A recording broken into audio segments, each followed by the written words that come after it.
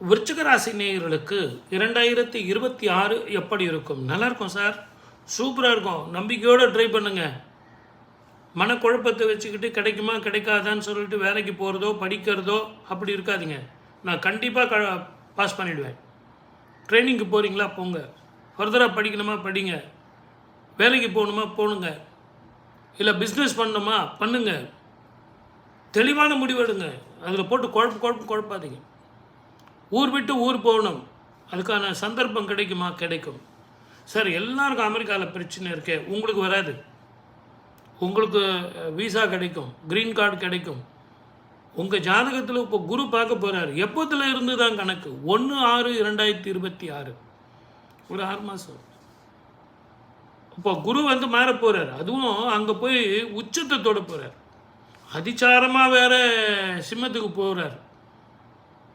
இதெல்லாம் உங்களுக்கு அற்புதமான பலனை கொடுக்கும். குரு வந்து உங்களுக்கு 5ஆம் பார்வையாக உங்கள் ராசியை பார்க்க போகிறார். அப்போ திருமணம் ஆகாதவர்களுக்கு திருமணம் நடக்கும், குடும்பம் வந்து நல்ல செழிக்கும், குழந்தை பாக்கியம் கிடைக்கும், ஆண் குழந்தை பாக்கியம் கூட கிடைக்கும், வீடு வாங்கலாம். நல்ல ஒரு ஃப்ளாட் வச்சுட்ருக்கீங்கன்னா இண்டிவிஜுவல் ஹவுஸ் கூட உங்களுக்கு அமையும். வெளிநாட்டில் வந்து நல்ல செய்திகள், வெளி மாநிலத்தில் மேலதிகாரிகள் இது வரைக்கும் தொல்லை இருந்தது, அதெல்லாம் இருக்காது. இதை எல்லாத்த விட சளி சம்மந்தமான பிரச்சனைகள் போகும். கொஞ்சம் தாயினுடைய உடல் ஆரோக்கியத்தை மாத்திரம் பார்த்துங்க.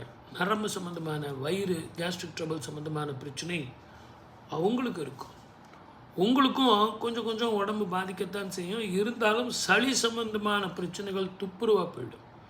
பயணத்தில் மிக கவனமாக இருக்கணும். சனியும் செவ்வாயும் சேரும் காலத்திலையும் இந்த சூரியன், புதன், சுக்கிரன், செவ்வாய் இந்த 4 கிரகங்கள் சேரும் காலத்திலையும் நீரினால், நெருப்பினால், இயற்கை அழிவுகளால் கொஞ்சம் இரவு பயணத்தை தவிர்க்கிறது நல்லது. அதே மாதிரி புதிய இடம் உங்களுக்கு மாற்றம் வந்ததுன்னா முடிஞ்ச வரைக்கும் ஆர்குமெண்ட்டை விட்டுருங்க, விட்டு கொடுத்து போங்க. நம்ம எதுக்கு போகிறோம்? வேலைக்கு போகிறோம். அதிக பொறுப்பு உங்களுக்கு கொடுத்துருக்காங்க, உங்களால் முடியும்.